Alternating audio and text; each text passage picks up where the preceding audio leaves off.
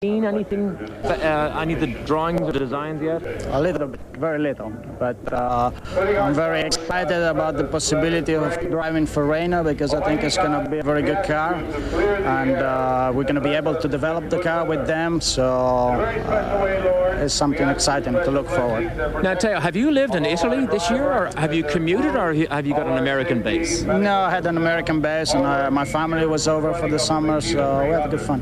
And you get back to Italy right after the banquet? Yes, because we have no testing for a while until the new car is ready. Teo, Fabio, good luck. I know you have to get into your car. We will now go to Gary Gerald. Derek, I want you to take a look at this piece of artwork. Isn't that gorgeous? This is the latest in racing jackets, and look who gets to model this racing jacket. Paul Newman, nice to see you once again. Congratulations on a sensational season and another Newman Haas IndyCar championship. Yeah, it's been a great season for us, a great season for the team and the sponsors, and it's just a shame about this weather here today. It's crazy. I want to know now, is this your jacket? No, did you pay for this jacket? I borrowed this jacket. What a class guy, man. I love it. Have fun today. Wish you well. When do we go to Las Vegas now? We're in the middle of the anthem.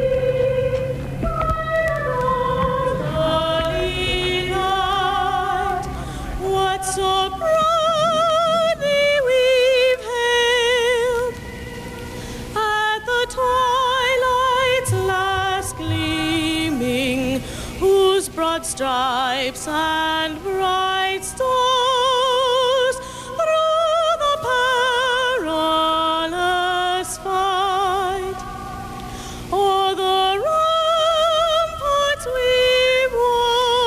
watched were so streaming, and the rockets red glare, the bombs bursting in air, gave proof through the night that our flag was still there. Oh, say star-spangled banner yet wave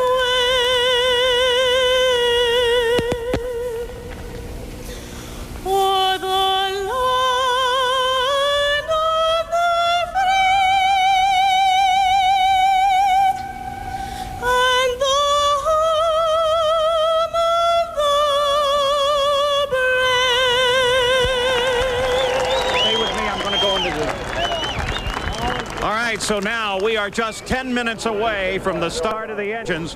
Scott Goodyear, final word with his crew, already has, you can see the headphones on, talking to one of his car owners, and he will now begin to put on all the fireproof material, the helmet, and those things that he must wear by regulation before he starts this race. Hey, good luck. Have a good day, buddy. You can do it. So we're very close now. Some of the engines already being warmed here. They will start the engine broadcast booth, and so while they work on that, the Makita women, you met them a bit earlier. They're having a lot of fun despite the fact the sun's not shining today. This is Melinda, the blonde over here, Kathleen, the brunette on this side. Kathleen, you're closest. Let's talk a little bit about what this kind of a weekend means to you, and what kind of enjoyment do you have? What kind of fun do you have? Well, we're having great fun out here with all the racers and the Makita crew, but it's a little cold for California. Yeah. Now, is your home in California? Yes, I live in Orange County. Okay, and how about Melinda? I live in Austin, Texas, so it's very cold for me right now. So this weekend has been an exciting weekend from a number of standpoints. Now tell me, is there any particular reason or why you are designated as the Makita girls this weekend, and what do you do to earn this type of a title? Well, we had to, use the Makita tools. I personally had to use a chainsaw and chop down a few trees, and that's how I got hired. I don't know how Kathleen did. Well, they told me they were coming to this race, so they made me drive one of the cars. So I had to take a couple laps in, and I was the best driver, so I got the job. Well, I tell you, if it's that easy, I can't believe it. Have fun, continue. You look great here today, and despite the fact that it's a little overcast, I think we're going to go racing. Yeah. They'll be making the command to start the engines here in about 8 or 9 minutes. Let's go to Jan. Well, Gary, Mario Andretti is finishing off his 30th season, and right now they're positioning the wheel just in front of him. They have just snapped the belts. If you look into his visor there, you can see a piece of tape that goes across his nose. That's because with all the moisture that's in the air, you want to make sure that when you breathe out with your nose, that hot air doesn't go and fog up the inside of the visor. They use Rain-X on the inside and on the outside to keep that from fogging. He now is getting all the final preparations. You have all the various attachments here that are connected. That's radio. That's also a pop-off valve tube. We're going to now go all the way back to the back of the car, because as we get ready for Gentlemen Start Your Engines, this is the apparatus that's used. It is a large starter that's not carried on board, and then behind that is a huge battery pack that houses all the battery power to get one of these 750 horsepower cars fired back up. Lots of equipment. Mario Andretti finishing off the 30th season, and Gary has got more back down the grid. Indeed. We're back here at the head of the field. You know, of course, that it's the Penske cars who start first and second. You know, of course, that it's Roger Penske who has command over the entire situation. And did I hear a while ago that Rusty Wallace won another race today? Yeah, I heard it was great. I was watching it on ESPN, and it was terrific. He and Earnhardt battling it out. I guess we picked up a few points, but, you know, 4 races to go in that business. You know, we're confident, but again, we got to take it race to race. I just want to congratulate Rusty and the whole team for getting an outstanding job. I saw a pit stop at 17.5. I hope we can do that well here. You've got your guys Fittipaldi and Tracy starting in the front row. And Roger, we look at the great success your teams have enjoyed for so many years. And is there any one or two specific things in your mind that really result in the great success of the Roger Penske racing teams, be it NASCAR, be it in the past in Trans Am, be it now in IndyCar racing? Well, I think there's just one thing. It's the continuity with our people. We don't have a lot of turnover with our people. We went to Indianapolis this year with 400 years of experience if you accumulate everybody's time there. And that's what we want. And we want people to come in, start at the bottom, and work their way up. A lot of fellas start driving the truck or polishing wheels or just cleaning parts in the engine shop and end up being the guy that might have built Emerson's Indy winning engine this year. So I give it a credit to our people. Our sponsors have all stayed with us over a long period of time so we can make long-term commitments. Certainly in the IndyCar thing, Nigel Bennett has been a great success for us and the fellas in England. But great drivers, you know, great crews, and great sponsors that put it all together. We know that in the past there have been occasions when we've seen 3 Penske cars on the track at a time, and we hear that Al Unser Jr. might become a Penske driver next year. Can you share anything with us? Well, as you know, we don't make any comments until after the season, so maybe I can talk about it tomorrow. We anxiously await. Thank you, Roger. Thank you. Let's go to the booth and Paul. All right, Roger Penske, whose cars will start 1 and 2 here in the field today with Emerson Fittipaldi on the pole. Stefan Johansson sits in his cockpit, visor up, engine silent for the moment. But very soon, the Indy cars will roar into life, and we're going to see some action today at Laguna Seca. Monterey, California, a very foggy Monterey, so some of it has begun to drift away, and we're very close to the start. You can see there's still a lot of activity out on the starting field, including Jan Beekes, who is now with car owner Chip Ganassi.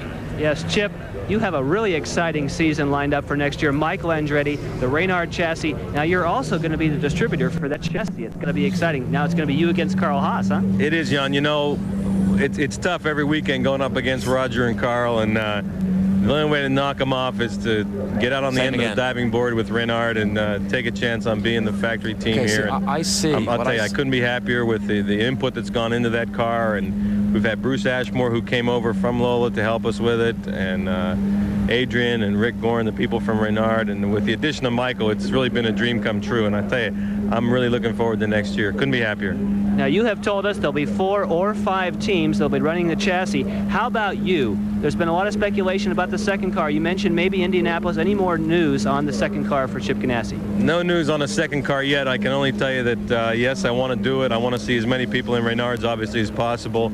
And but as of today here in Laguna Seca, we have nothing to announce. You've got to be pleased with Ari's performance. He's been real quick here. He has, and you know, like I said earlier, you know, I would like to do something with him next year if possible. Yeah. Chip Ganassi, very excited about the possibilities for 94.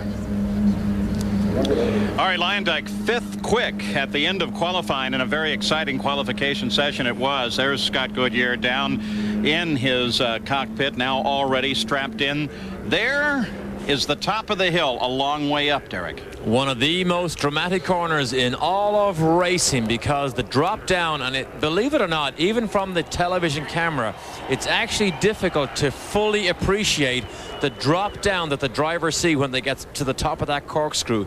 Believe me, when people come here, that's what they talk about when they leave. You see a good example of the track map here. It has been modified. It was lengthened in the years past, brought it up to FIA I believe, length and regulations. However, it is very demanding, very, very fast, and the corkscrew, as I said, is something everybody talks about. Derek, you've got a lot of IndyCar miles here on this track. Is the corkscrew, is it fun? Oh, it is tremendous. And believe it or not, the more laps you run, it's not that good. It's like a roller coaster ride. The very first time you ride it is when you get your heartbeat going. The more you get used to it, it doesn't be quite as dramatic at the end of the race. Fog continuing to lift here. Let's go back down trackside. Gary Gerald.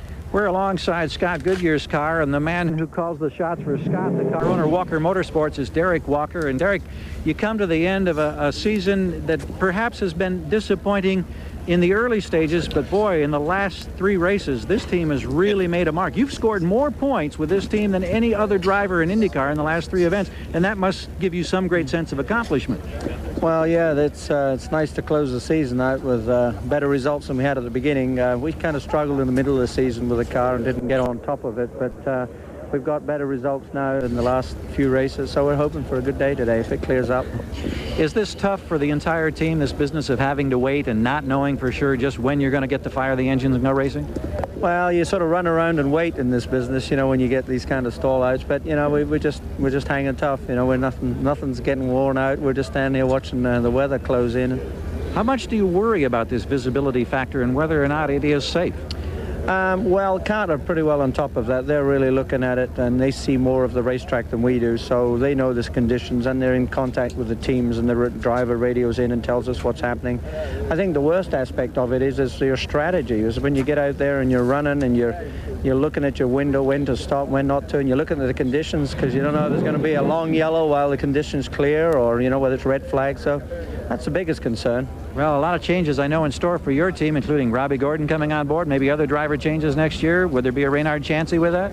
Well, we're certainly looking at all our options. We've got a pretty good lineup for next year, and we're just, you know, doing our homework and try to get the best package. Okay, let's go to Jan.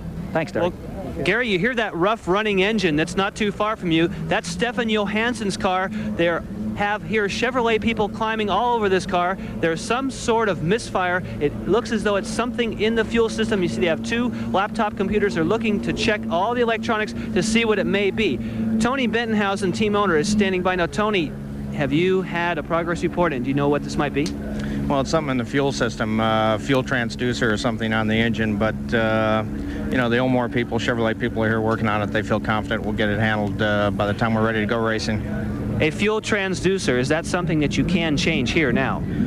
Yes, we can. It's a bit of a job, but looks like the weather's moved back in, so looks like we're not ready for a start, at least not in the foreseeable future.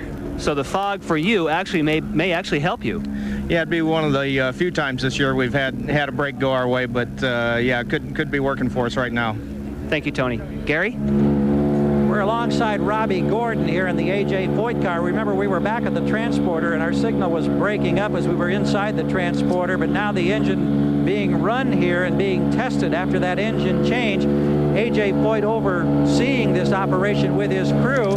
Maybe we can reach in here. Well, they're keeping an eye on a couple of things. We'll try to get a quick word with A.J. But this has to be a very anxious moment for this team because of the problems they had in the warm-up session. A.J., this crew really had to scramble. You got it changed. This delay has helped you a little bit, it would seem like, however. Well, it definitely has. You know, we had some O-rings on the side of the block that was cut, and we had to change those, so that delayed us about 15 or 20 minutes, and yeah, the delays helped us today. Now, how much can you learn about how well the engine will perform just in this brief little warm-up session right here on the grid? Well, on the computer, everything checks out, and so best way we're going to learn when the green flag goes down. Oh, boy.